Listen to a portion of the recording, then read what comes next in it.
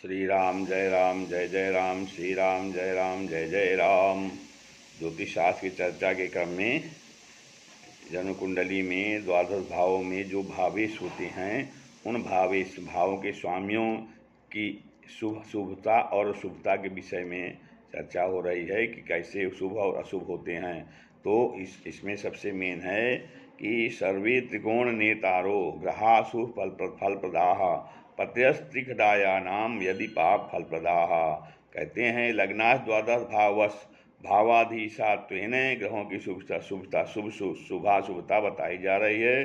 कहते हैं कि पाप या शुभ कोई भी ग्रह त्रिकोण अर्थात लग्न नवम पंचम का अधिपति होने से वह अपनी दशांतर दशा में शुभ फल देता है। मतलब अब कहते हैं कि त्रिकोण के विषय में बता रहे हैं कि लग्न नवम और पंचम ये त्रिकोण है, तो उसका कोई जो भी स्वामी होगा, पाप ग्रह हो या शुभ ग्रह हो, वो अपनी दशांतर दशा में त्रिकोणेश शुभ फल ही देगा।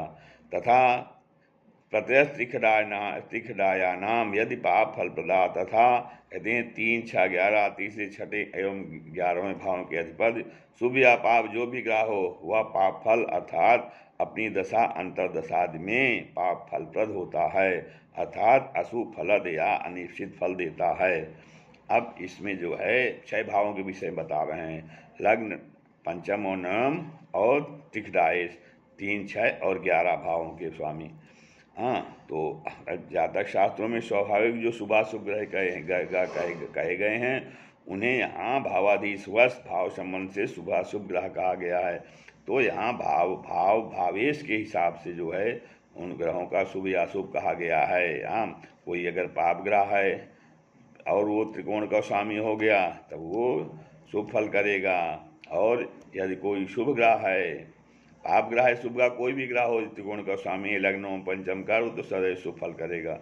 और यदि त्रिकडायेश है, जो भी ग्रह पाप हो या शुभ हो, अगर वो त्रिकडायेश है 3, 6 एवं 11 का स्वामी है, तब वो अशुभ फल करेगा। तो हाँ, अब इसमें कहते हैं पाप ग्रह कौन है, अशुभ ग्रह कौन है। कहते हैं क्षीण चंद्रमा सूर्य मंगल शनि ये स्वाभाविक पाप ग्रह कहे गए हैं। क्षीण चंद्रमा सूर्य मंगल शनि ये स्वाभाविक पाप ग्रह कहे गए हैं, और पूर्ण चंद्रमा बुध बृहस्पति और शुक्र ये स्वाभाविक शुभ ग्रह कहे गए हैं। बुध सूर्य सुतौ नपुंसकाक्षौ वराहमिहिर के अनुसार बुध और शनि नपुंसक ग्रह हैं। तो नपुंसक नहीं पुरुष और नहीं स्त्री, अर्थात स्त्री पुरुष उभयधर्मा व्यक्ति से किसी भी अन्य पुरुष या स्त्री के प्रभाव में आ जाता है। इसलिए बुध ग्रह का स्थान शुभ ग्रहों की गणना में होते हुए भी संसर्गजा दोष गुणा भवंती बुध ग्रह के विषय में अलग से बता रहे हैं कि न्याय से पाप ग्रहों का साचारी होने से बुध ग्रह भी पाप ग्रह हो जाता है।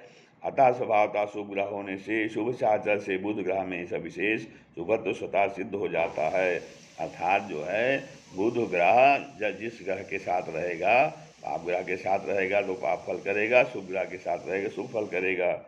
सर्वे त्रिकोण नेतारो हो, नेता रहा यहाँ पर सर्वे त्रिकोण से 7 ग्रहों में जो त्रिकोण के मालिक हो जाते हैं वह सब शुभ फल देते हैं। हाँ, और बहुवचन से पापी ग्रह या शुभ ग्रह जो भी त्रिकोणाधीश होंगे वे शुभ फलद होंगे। तो त्रिकोण शब्द से नवम लग्न पंचम और नवम लिया जा रहा है। इस प्रकार से जो है त्रिकोणेश और त्रिकडायेश ग्रहों के विषय में बताया गया है। श्री राम।